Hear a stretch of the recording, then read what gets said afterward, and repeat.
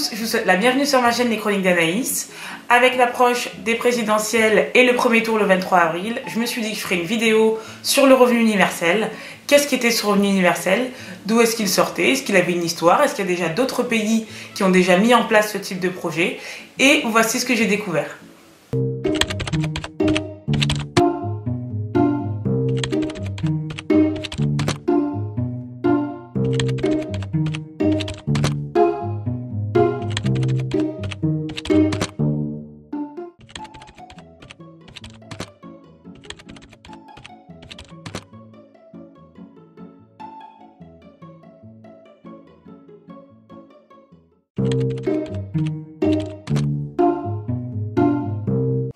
On l'appelle revenu universel, allocation universelle, revenu de base, revenu inconditionnel.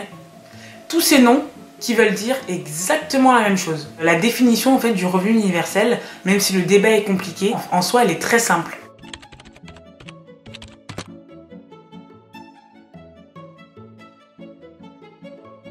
En fait, pour la petite histoire, au 7e siècle, il y a un calife d'Arabie qui a décidé en fait de donner 10 dirhams à tous les membres de son empire.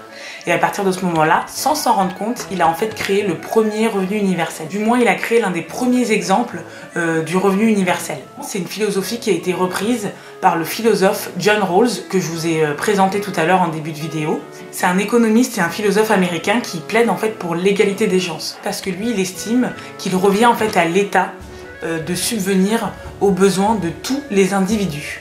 En France, nous aussi on a des philosophes, bien sûr. On a le philosophe Michel Foucault qui a également travaillé sur le sujet. Le revenu universel, c'est vraiment pas un débat français, c'est vraiment un débat international. Il a vraiment touché et touche toutes les populations, peu importe les bords politiques ou les catégories sociales.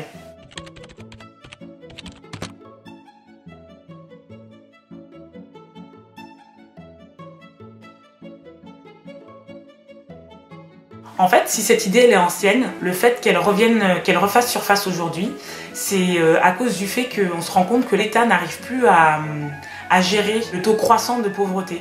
Aujourd'hui, il y a 9 millions de pauvres en France et ça représente 14% de la population française. Aujourd'hui, on considère en France une personne pauvre, une personne qui gagne en gros moins de ou l'équivalent de 1 000 € par mois. Donc quand on gagne le SMIC, on n'est pas loin de la pauvreté, quoi. Donc en gros l'idée c'est de supprimer une partie en fait des minima sociaux. Donc ce sont toutes les aides sociales que vous pouvez qu'on peut toucher en fait. C'est d'en supprimer une partie et de le remplacer par une indemnisation socle qui serait donc le revenu universel. Ne vous inquiétez pas, je vous ferai une vidéo avec les minima sociaux, qu'est-ce que c'est, à quoi ça sert et comment ça marche.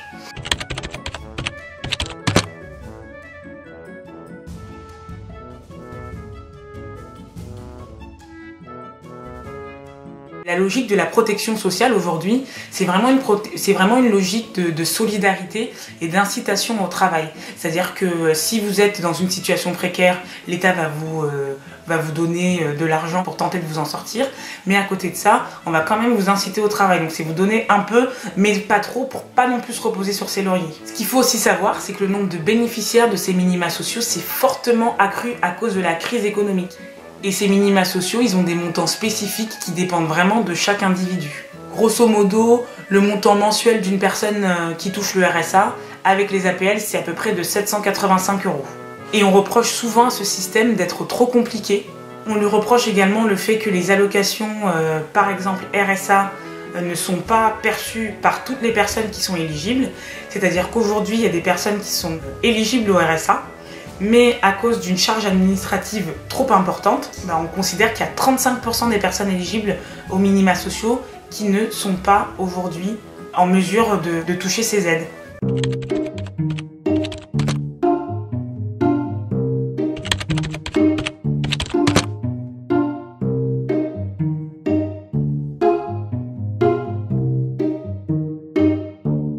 Pour les partisans du revenu universel, ça justifie cette démarche. On parle aussi en ce moment de robotisation des emplois. Alors vous inquiétez pas, c'est pas un truc futuriste. La robotisation des emplois en fait c'est très simple.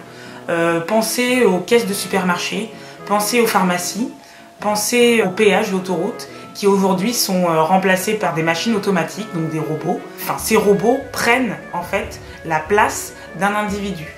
Quand vous allez au supermarché et que vous allez directement en caisse automatique, c'est un emploi en moins. Et le revenu universel, ce serait finalement pallier à ce manque de travail dû à la robotisation de la société.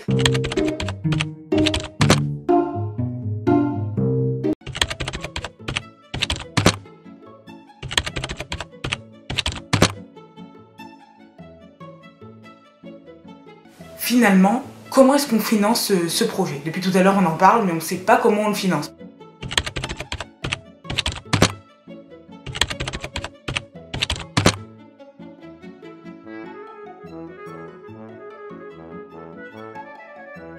Qui l'a déjà fait? Qui a déjà tenté ce revenu universel?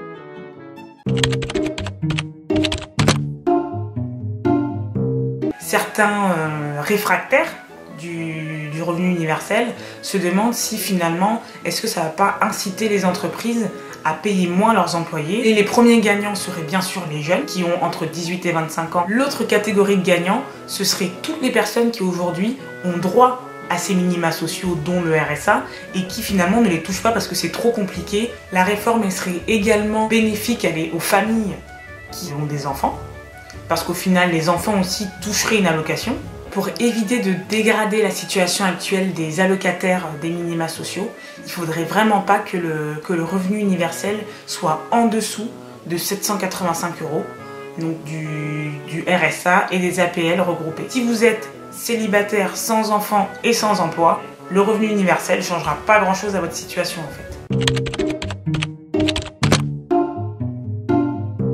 Le revenu universel, il est parfois présenté comme une solution miracle à tout, à la croissance, à la précarité, à la stigmatisation de certaines personnes dans la société, à la réduction de la pauvreté. Mais en sens inverse, on pourrait penser que la société finalement renonce à fournir un emploi à tous en fait. Est-ce qu'au final le revenu universel c'est l'abandon du travail pour tous? Toutes ces questions, c'est des questions que je vous pose à vous, vous qui regardez mes chroniques. J'espère que vous avez aimé cette vidéo, qu'elle vous a aidé un peu à comprendre la complexité du débat sur le revenu universel.